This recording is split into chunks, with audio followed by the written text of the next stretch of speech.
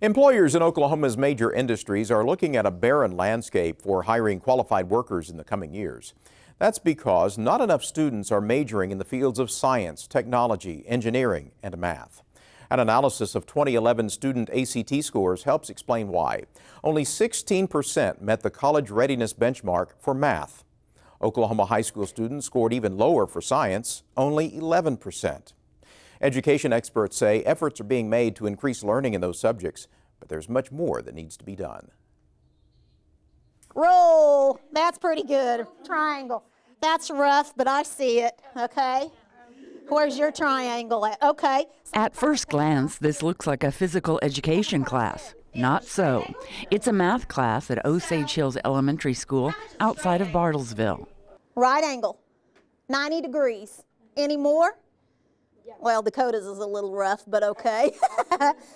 Okay. Any more than 90 degrees? No, exactly 90 degrees. Teacher Stacy Smith is incorporating what she has learned at 3 summer STEM learning institutes. STEM stands for science, technology, engineering, and math. It's a term that is used frequently in education and business. A State Department of Commerce analysis reveals a great need for employees with STEM educations.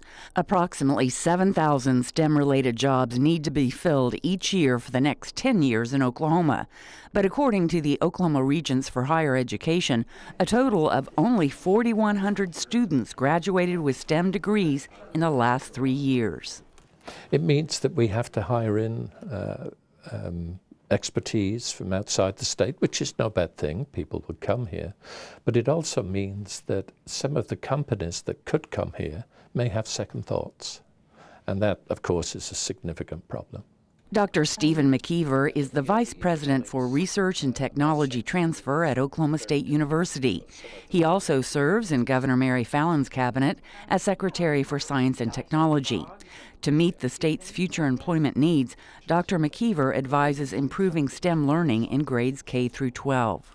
This means that we need more science educated, science qualified teachers in the K through 12 system. So I'd like to see more teachers who actually have science degrees as opposed to any other kind of degree working in our K through 12 system. McKeever says workforce development also means inspiring children. First of all, more students who are excited to be in those career pathways. And that means we've got to tell them what potential careers are available to them at the end of the road. Teacher David Barth is doing just that. No, because the hole needs to be bigger than the Frisbee, otherwise it's going to maybe... Yeah, we have the same deal going on here. Barth has a master's degree in engineering and is a pre-engineering instructor at Meridian Technology Center in Stillwater. Area high schoolers who have an interest in STEM subjects spend half their school day taking classes at Meridian. I love this. This is a whole lot better.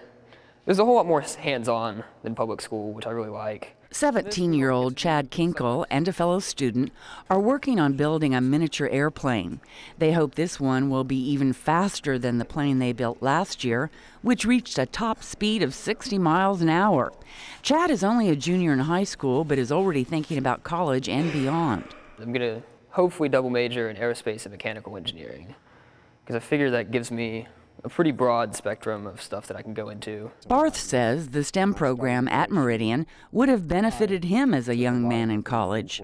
I thought I wanted to be an architect, I thought I wanted to be a mechanical engineer, I thought I wanted to be an industrial engineer, and so I bounced around to these different departments taking courses, spending money, maybe not doing as well in some of those classes I didn't like. And so for students or for a program to let you figure that out in high school for free, was, to me, just the greatest thing ever, and so that's why I got involved. Becky Foster is the Associate State Director of Careers, Innovation, and Academic Services. The majority of our students are post-secondary bound onto a 4-year university. We've had a high success rate. In the College of Engineering at Oklahoma State, I know our retention rate is over 70%. Which, if you know the figures, is pretty amazing. Foster says 7,000 high schoolers are getting STEM education at career tech centers in Oklahoma, but a large number of counties don't even have career tech facilities. Those are the areas of white shown in the western, northeast, and southeast parts of the state. Without career tech, I think we'd be in a difficult situation. But it also illustrates the problem. And the problem is that we're not doing that in the high schools. It's as if we are outsourcing our STEM education outside the K through 12 system, and that's wrong. Dr. McKeever says money is at the root of the problem. Many of our schools, of course, can't afford to pay for an individual, let's say, physics teacher and chemistry teacher. We have to deal with it. We have to accept that that's a reality, and we have to deal with that in some way. He says lack of money also keeps schools from attracting STEM qualified teachers. The starting salary for teachers is $10,000 lower than what people with a STEM education can make in the private sector. And in the private sector, career advancement is a given.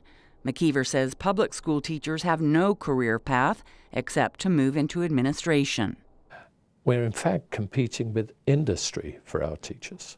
So we have to pay our teachers who are teaching the STEM courses a competitive salary equal to the kind of salary they would be offered in industry. McKeever says achieving that is not just a responsibility for state government. I think the state has a role, but I think the private sector has a role. And these are things that need to be discussed at the highest levels for us to come to a conclusion. The State Department of Education is providing money to pay for professional development of teachers in the STEM fields. This year, 8 Oklahoma school districts are receiving STEM grants totaling almost $1.9 million. The money is used to send teachers like Mindy Kellogg to summer STEM institutes. There, teachers broaden their knowledge of science, technology, engineering, and math and learn best teaching strategies. Kellogg has attended 5 institutes in the last 5 years. Kellogg says she never liked math and didn't particularly want to teach it. Now, that is all she teaches. I didn't know math as deep as I needed to know it, and through the STEM grants, I learned that math is fun. It's not as boring as I had always been taught growing up. Less than 90, but it's more than 0. Stacy Smith has been a teacher for 27 years and has attended 3 STEM institutes.